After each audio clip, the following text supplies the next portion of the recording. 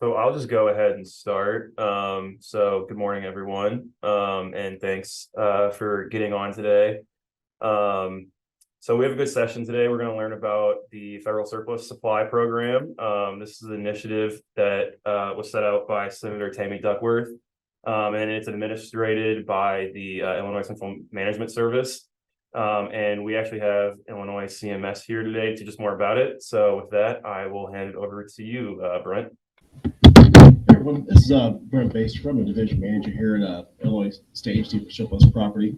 As Colin said, we do administer the program for the federal government. We're kind of a conduit, if you would, between our customers, yourselves, the donees, and the federal government. It's a great program. Allows us to have access to property across the United States. So it's a very wide ranging as far as the amount of property and kinds of property, but also the usability of the property, as you can imagine. It's obviously not brand new. So it's a very unique program, but we're very proud of it and trying to push it through to get to a wider audience there.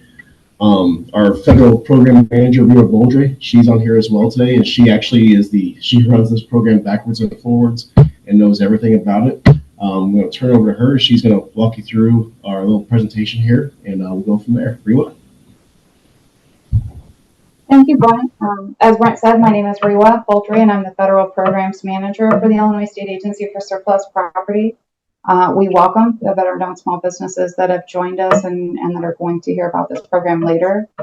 Just to give you an idea, currently we have 82 veteran-owned small businesses that are currently participating in the program, and they've acquired a little over $27 million worth of property in original acquisition value. So it's obviously become a very popular program. And with that, I'll go ahead and start the presentation. Hello, everyone. We are the Illinois State Agency for Surplus Property. Thank you for joining us for this presentation on how veteran-owned small businesses can obtain free federal surplus property.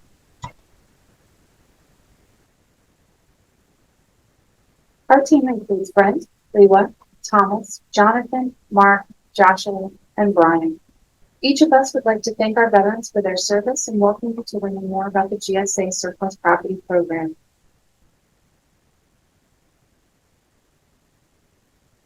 The GSA Federal Surplus Property Program is administered by the Illinois State Agency for Surplus Property, a division of the Illinois Department of Central Management Services, or CMS, and governed by regulations of the U.S. General Services Administration, or GSA. The Federal Property and Administrative Services Act authorizes the donation of federal surplus property. A wide variety of property is available through the Federal Surplus Property Program at no cost to eligible entities, aside from their costs for property to be picked up or shipped.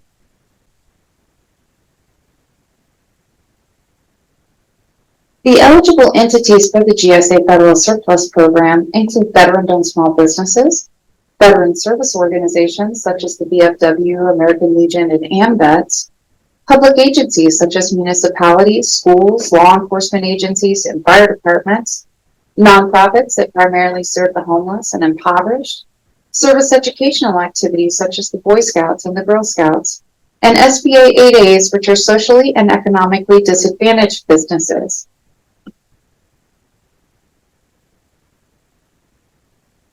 The enrollment process for veteran-owned small businesses starts at the Small Business Administration, or SBA, level by applying for the Veteran Small Business Certification, or VETCERT. The VETCERT document is required in order to move on to the next step. If you need assistance getting your certification, I have included some contact information for a few different Apex Accelerator contacts in Illinois who may be able to assist you with the VOSB certification process.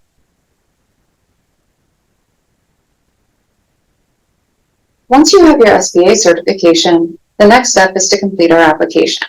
Once we have the VETCERT certificate and the application, we can process it for approval, and if approved, provide the account information in order for you to be able to log in and search for property that's available through the GSA Federal Surplus Property Program. I'd like to now walk you through our application so you can see what it looks like. So we're going to go to illinois.gov/VETSurplus. And if you scroll down under quick links, you're going to see the GSA enrollment application. So we're going to go ahead and click on that. And this is the application. So you can see it's got the Illinois State Agency for Surplus Property. So this is our application at the state level. You can see that it is for the Federal Surplus Property Program. So the first thing you're going to do is put in the organization, which of course is your business name, your physical mailing address, the primary contact at your business, that individual's title. You do not have to fill out the taxpayer identification information. You'll put the phone number, the donee county, so the donee is you, so you'll put the county where you're located at, your primary email address, as well as if the business has a website, you can put the business website information here. And then you're going to scroll down until you get down here where it says veteran-owned small business, and you're going to check that box to identify that you are a veteran-owned small business. Then you're going to go to the second page, and under the program narrative, you're going to provide information regarding the services that you offer as well as your operation. So again, there's certain questions that are asked. So what services do you offer, and include all property allocations are based on those services. It asks what area you service and what's the population of that area. Who do you service within that population? What are your hours of operation? What's the number of employees that you have? And what are the qualifications of your staff? And the reason I asked regarding the qualifications of the staff is maybe you have a person that does administrative, and then you also have a person that's a forklift operator or a mechanic, and so on and so forth. And so obviously each person is qualified in different types of equipment. It kind of gives us a good idea of what all types of equipment you might need for your program. If I scroll down, you're going to see where it says authorized representative listing. So this is where you're going to put any individual that works for you. So they have to be an employee, and then this could include yourself, but anyone that works for you that you want to be able to search for and request property on behalf of your business. So again, each individual that you want to be able to search for and request property, you're going to put their name, their title, their phone number, email address. You're going to have them dated and sign it. Below that, you're going to go down to where it has property wants or needs list. You are not, whatever you put in here. So let's say you need construction equipment, or let's say you are in need of an ATV, or you're in need of a vehicle, or you're in need of all of those things. You're going to list each of the things that you would like to have or need to have. Keep in mind, you are not limited to what you put on here. It just gives us a better idea or understanding of what it is exactly that you're searching for. If I scroll to the next page, you're going to see the terms and conditions of the program. So there's 2 pages of terms and conditions. Make sure you read through these thoroughly, because you are expected to follow them. And as we'll talk about, there are program compliance reviews to make sure that these are being followed. You'll also have to sign stating that you understand these terms and conditions on the application. So you'll sign it and date it here, as well as put the name of the head official at that business, the veteran-owned small business, as well as their title. In addition, for every single property allocation, these same terms and conditions are also with each allocation and has to be signed each time as well. So again, we went through the narrative. There's some additional space for if there's more narrative that you'd like to provide, as well as additional spaces for authorized representatives, as well as an additional space for property wants and needs. Once you have completed all of this application, you would then submit it along with your vet cert certification to our office for us to process.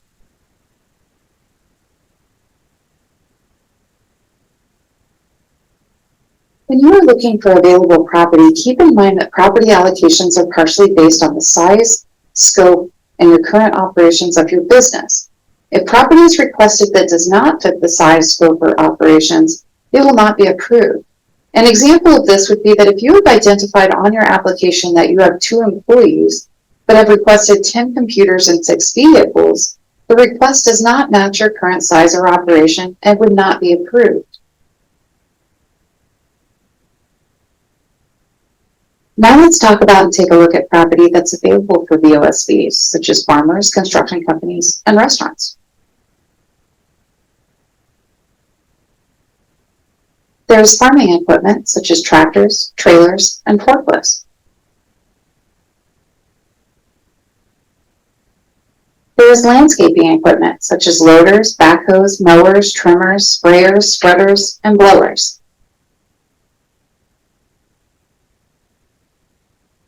There is clothing, such as jackets, trousers, and gloves. You will also find cold and warm weather gear, as well as boots. There is equipment such as excavators, backhoes, bulldozers, graders, tractors, loaders, and cranes.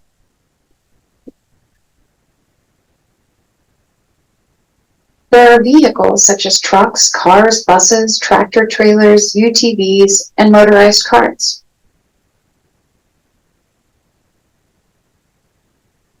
You will also find vans and ATVs available through the program.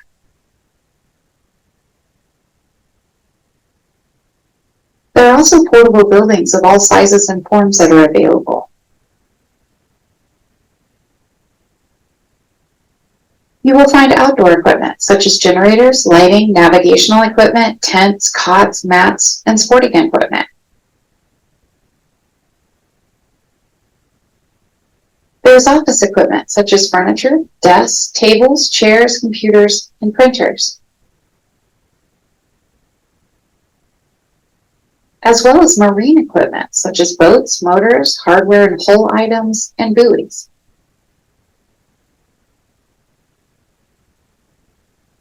You will find food preparation equipment such as appliances, food stations, and serving supplies. Once you find property that you're interested in, the next steps are to fill out a property request form and submit it to us. If the request meets your size, scope, and operations, we will approve at the state level and submit the request for the property to GSA. Property allocations are not based on a first-come, first-served basis. Instead, GSA determines at the end of the cycle which state the property will be allocated to. So we're just going to do a quick run through on how to fill out that property request form.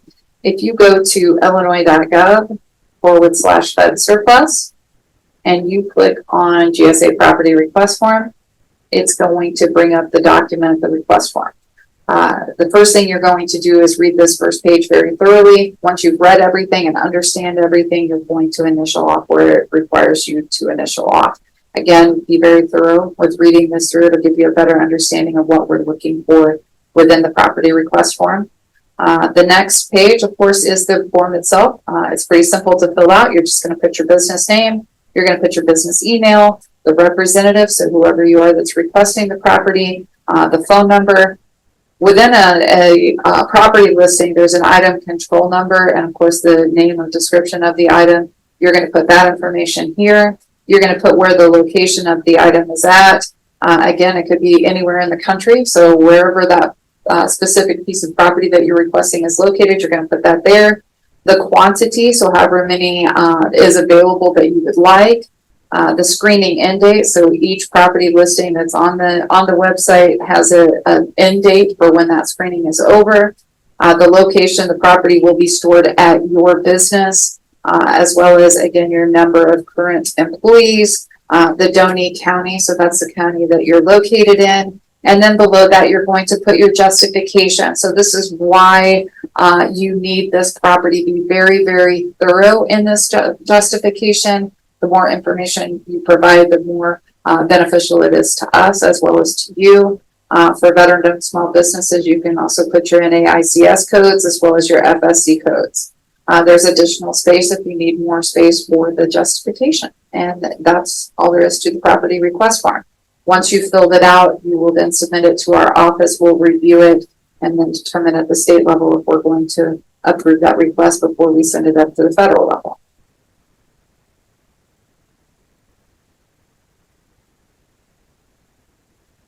When requesting property, keep in mind that there are terms and conditions for each property request, including that property under $5,000 in original acquisition value has a restriction period of 12 months, and it's 18 months for property over $5,000 in original acquisition value. All vehicles, regardless of the cost, have a restriction period of 18 months. All property is as is, where is. Property must be put into use within 1 year and stay in use during that time frame. Property cannot be sold, traded, leased, etc. during the restriction period. Property must be utilized for operations in Illinois, and if it's taken to another state for business, must only be on a temporary basis. All donees are subject to program compliance reviews to make sure that all terms and conditions outlined in the application, as well as with each property request, are followed.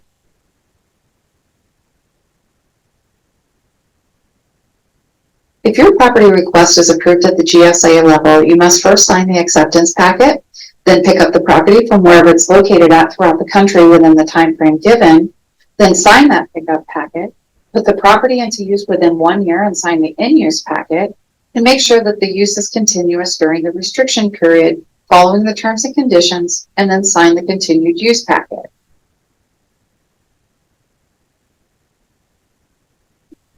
I wanted to take just a little bit of time to talk to you about how you're going to receive as well as complete those packets that we just talked about. So the property acceptance packet, the pickup packet, the in-use packet, as well as the continued use packet.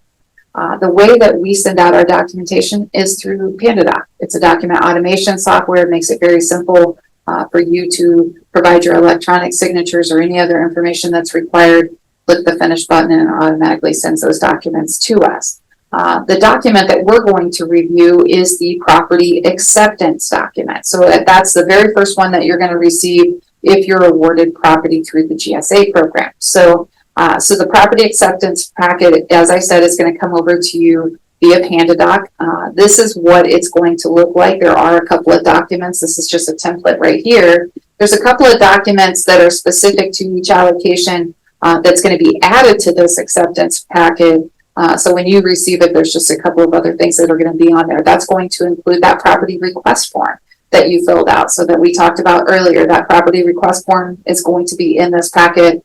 It's also going to include the SF-123 for the property allocation. So the SF-123 is actually the transfer document showing that that property has been transferred from the federal government. So again, this is the template for it. It'll have those additional documents in it whenever it's a specific allocation or transfer. So the very first thing you're going to see is the approved. So it shows you've got approved for it. The next part is a letter. You're going to read through that letter very thoroughly. It's going to explain some different requirements. If you'll go to the following page, you're going to see that this is the property acceptance agreement.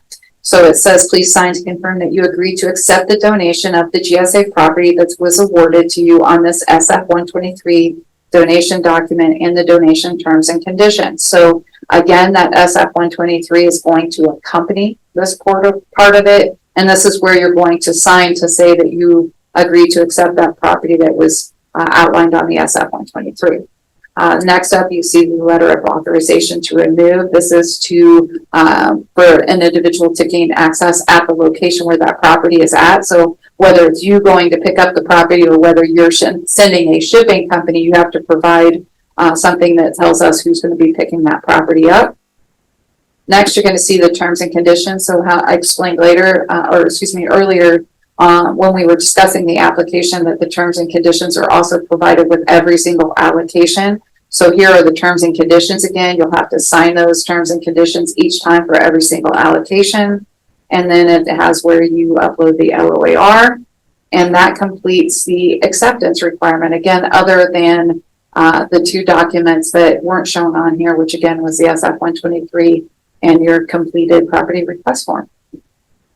Once you complete the property acceptance packet, you then have to fill out the property pickup packet. So you'll receive it via PandaDoc as well. The pickup packet identifies when you actually physically picked that property up. So you have to let us know when you pick the property up. And the reason for that is that you have 1 year from that date to be able to put the property into use. So again, make sure that you fill out the property pickup packet and identify when that property was picked up. After the pickup packet is completed, you then have to fill out the in-use document. So the in-use, again, you have 1 year to put the property into use, but the restriction period, so again, we talked about how anything under 5,000 in original acquisition value has a restriction period of 12 months. Anything over 5,000 has a restriction period of 18 months. Vehicles gain an exception in that vehicles always have an 18-month regardless of the original acquisition value. But the in-use document is important because that restriction period starts from the date that you identify that you put that property into use. And then the continued use document comes 9 months after you put the property into use to let us know that you are still utilizing that, because the terms and conditions say you have to continue to use it in order to maintain and keep that property. And those, again, are the packets. If you have additional questions regarding those, we can certainly provide you with more information.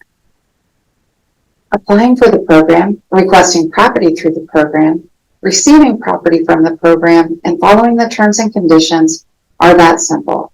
So that concludes our presentation on the GSA Federal Surplus Property Program.